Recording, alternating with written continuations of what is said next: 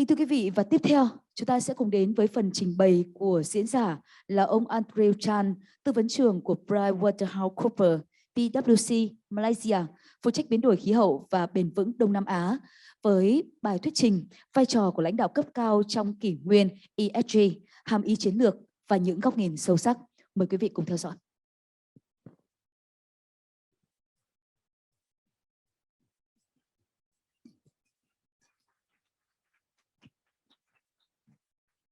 Good afternoon. Thank you. So I'm standing before you and tea break, and then a very interesting panel. And this topic is around the role of the board. Not everyone is on a board yet. If you're part of management, though, what is helpful is flipping around what I'm sharing and thinking about this could be what my board could be asking of me. Do we have it in place? So VSBF, the event overall, thank you for inviting me. The event overall, it talks about in a digital era. So a little story, I'm going on my own digital journey as well. So I said, let's try out ChatGPT. So I sat with my team, I said, let's see what ChatGPT can do if we say, explain sustainability to me. It did a decent job, but found it very dry. It did feel like a robot.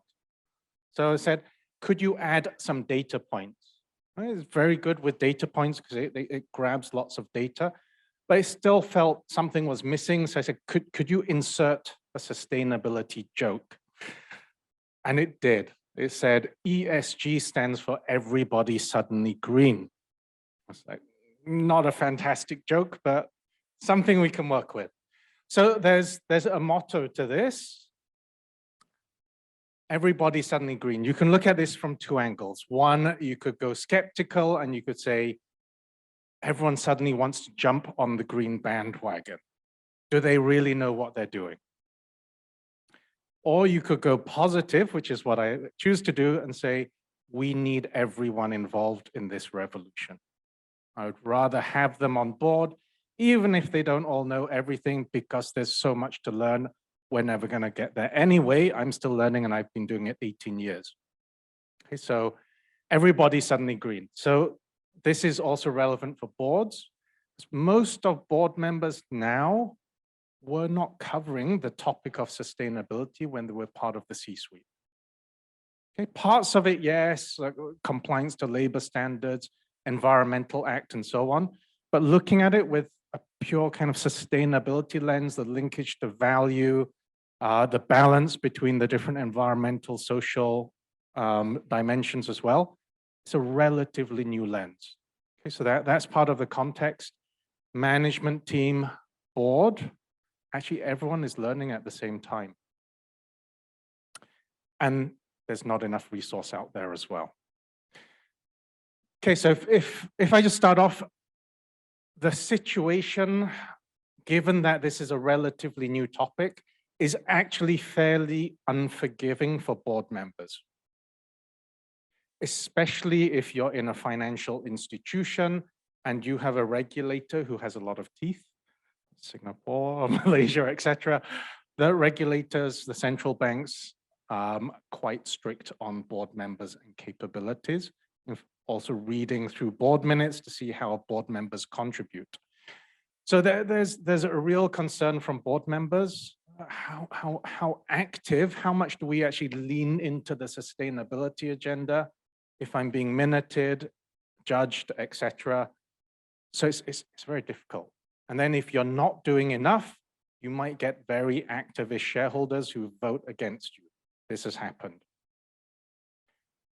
If you go a bit too progressive, and as a board, you haven't had enough comfort on the data, and then someone calls you out for greenwashing, that is also a very realistic situation. Okay, so now we've got the terms greenwashing, we've got the terms green hushing.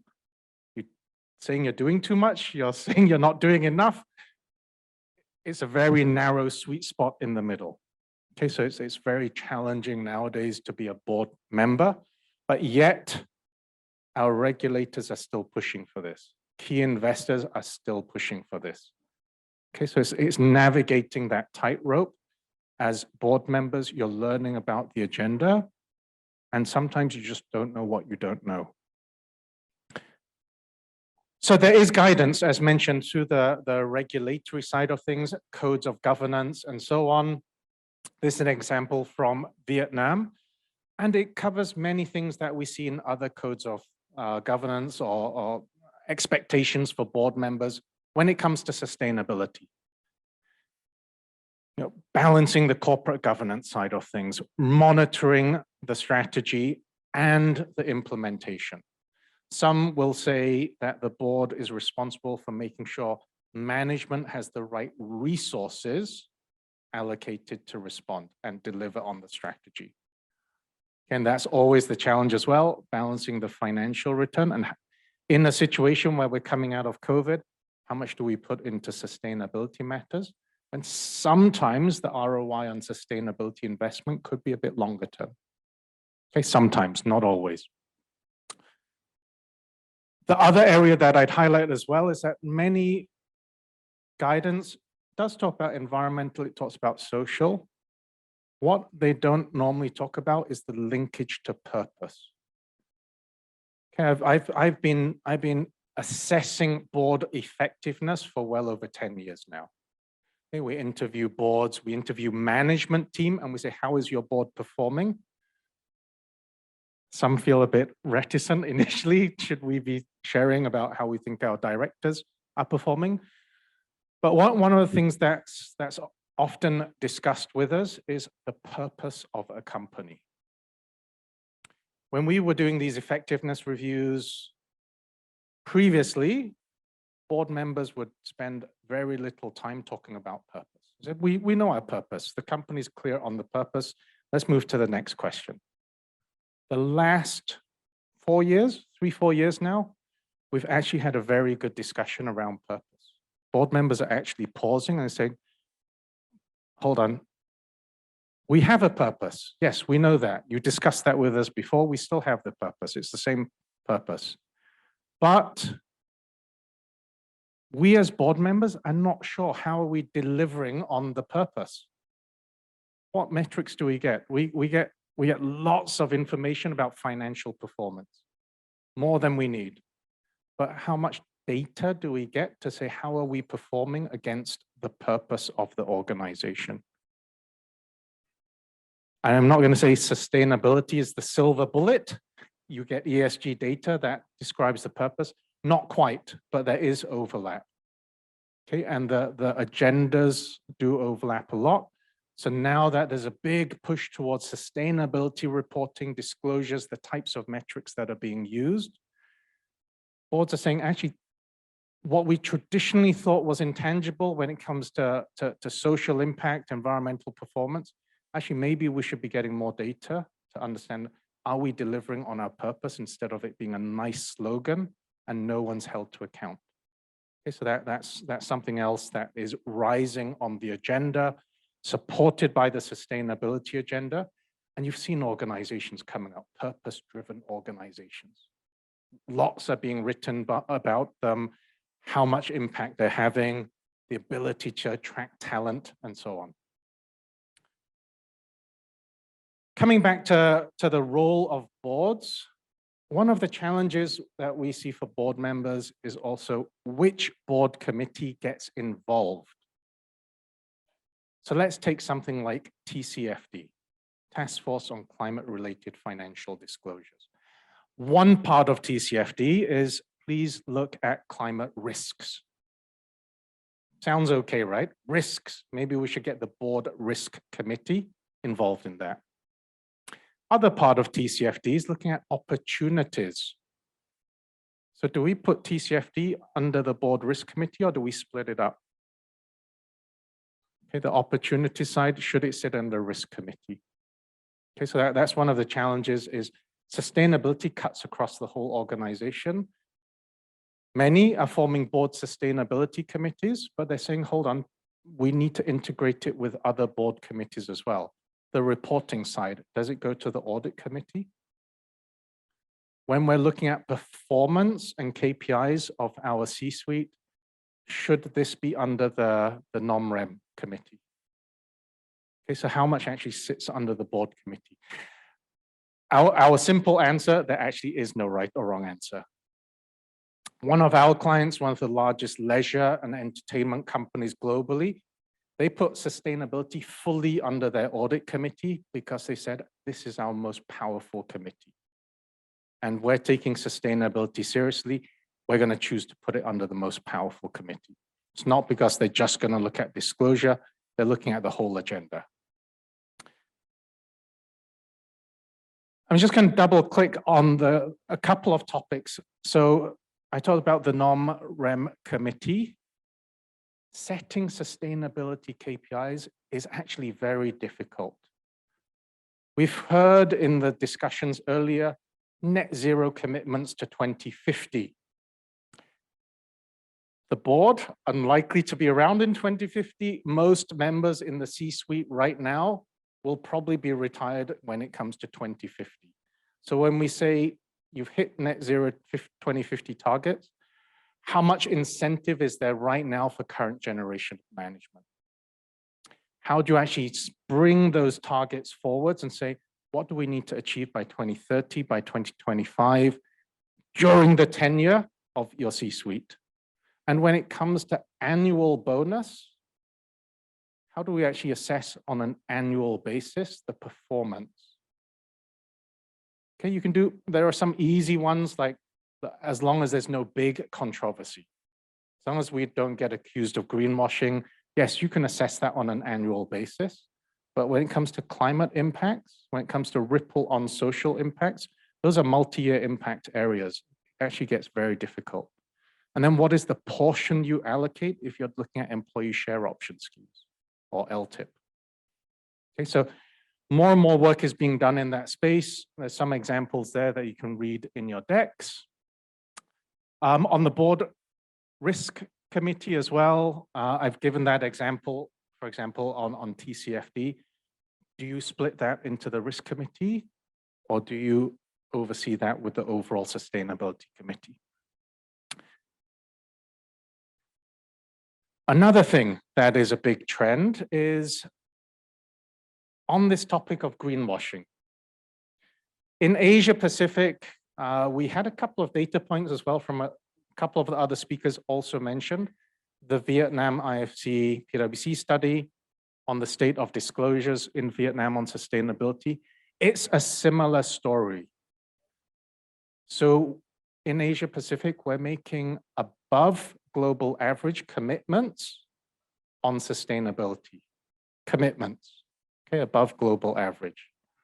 No surprise though, in Asia, we're below global average when it comes to implementation. So if we keep doing that, again, that leads to a greenwashing risk. Keep making the commitments, but keep not doing enough to deliver on it. That leads to people saying, are you trying to greenwash us by saying you're doing this, but you're not doing it? So the implementation side of things is the big focus that I would say for board members, for management team. Are we now delivering on our commitments? I think Shashi in his presentation talked about how many initiatives succeed. Similar thing, are we delivering on our impact?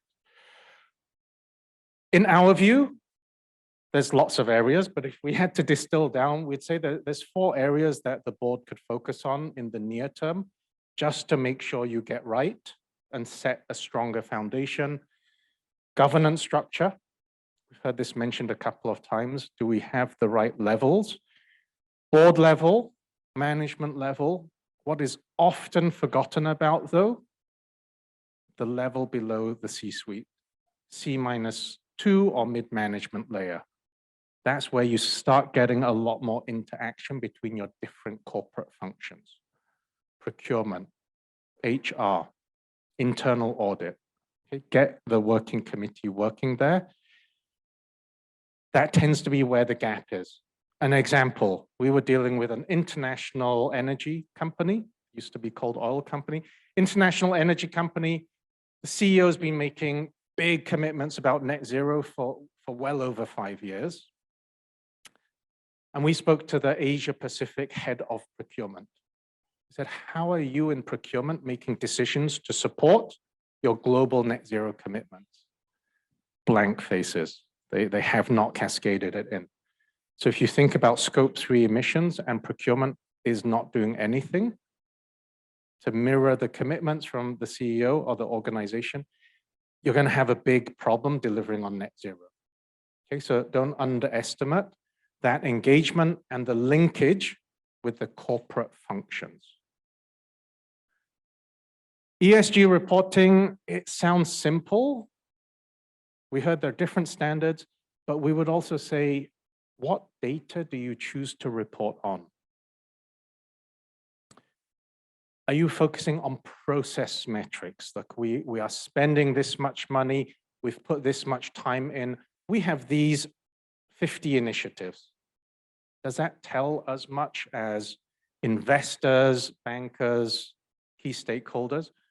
You're saying you're putting in the effort. Okay, the trend is moving towards what we call impact metrics. Okay, so you spend that time, the resource, but what is the outcome? What's the impact? Tell me the impact. So even for boards, you've got a board sustainability committee, good, tick the box. You're not telling me if it's been effective. Okay, so the leading trend is around effectiveness. Are you actually having an impact? The final point is the clarity of roadmap. Okay, so yes, tell me you've got net zero strategy, but leading practice being driven through European regulations through CSRD. CSRD will now say, I need your net zero plan on a 5-year window. I know most are targeting 2050 and you'll have a broad roadmap, but give me a detailed 5-year plan. The same is coming up for biodiversity as well, detailed 5-year plans. Okay, so there's substance there. That will give boards comfort as well. Just some examples, and you have this in your packs, so I won't highlight too many of these, but the involvement of corporate functions. So many organizations across Asia Pacific. Actually, I'm not going to single out Asia Pacific. Globally, most organizations haven't gotten to this level of properly embedding sustainability into corporate functions. Okay, we talk to CFOs. What is the office of the CFO doing when it comes to carbon credits, when it comes to carbon tax? Have you implemented an internal carbon price for capital decisions? If you're investing in an energy plant or something, what's the lifespan of that? Maybe 50 years, something like that, maybe more. Within that lifespan, it is very likely that new carbon taxes are going to come in place. Will it affect the viable lifespan of that plant? Or actually, will it make it better if it's a renewable plant, for example? Okay, I don't have internal audit listed here, but that's also a critical function. We always say to the sustainability people, please get internal audit involved. They will give additional check and balance through your 3 lines of defense to help the board as well, when the board are under so much pressure on things like greenwashing. Get internal audit involved, educate them so they can incorporate into their audit plans. As I said, sustainability is still a relatively new topic for board members, management team. So yes, you can do training. There's lots of training available now to upskill.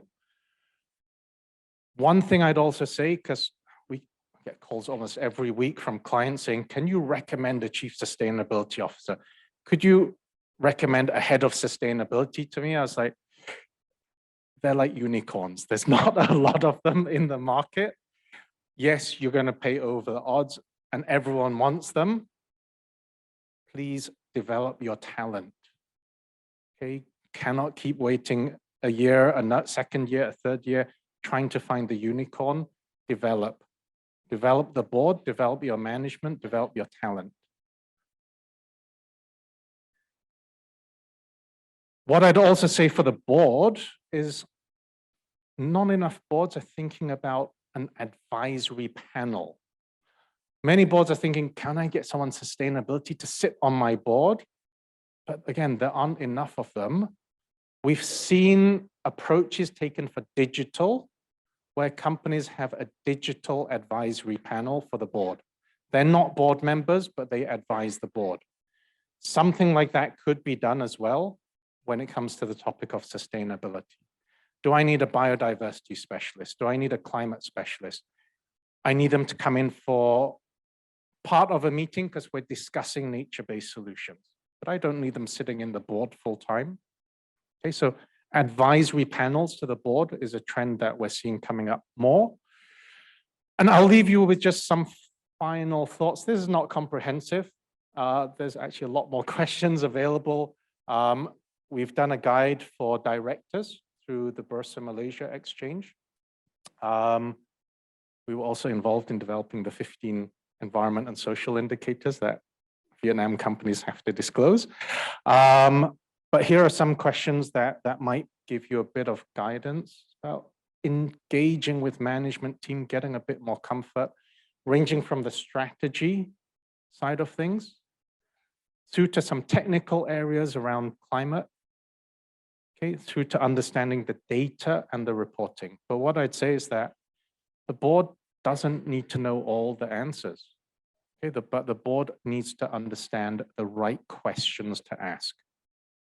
Okay, so that's the challenge, is if the board doesn't have the experience around the sustainability agenda, do you know the right questions to ask?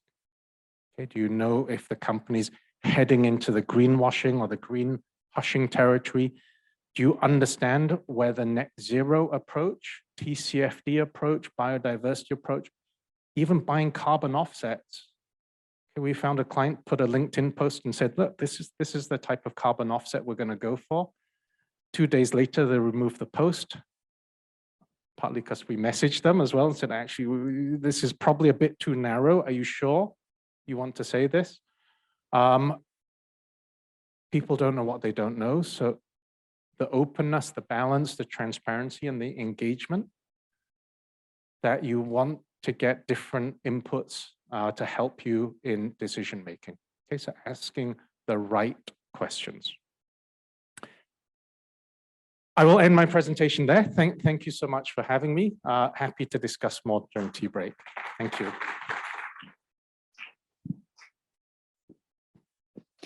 Vâng, xin cảm ơn phần trình bày của ông Andrew Chan.